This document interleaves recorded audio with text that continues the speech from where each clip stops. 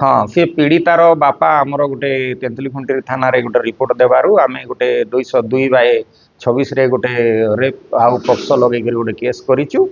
आमे विभिन्न माध्यम रे इन्वेस्टिगेशन करूचु सीसीटीवी तार मोबाइल लोकेशन सीडीआर एवं जतिकी भी एविडेंस आमे कलेक्शन करबा कथा करूचु जदि जे भी हो जे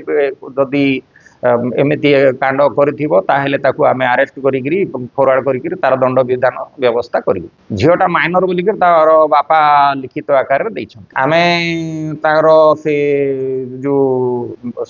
एक्यूज जोटा एफआईआर नेम्ड अछि तार सीडीआर तार मोबाइल लोकेशन तार सीसीटीवी फुटेज एगुड़ाक सबू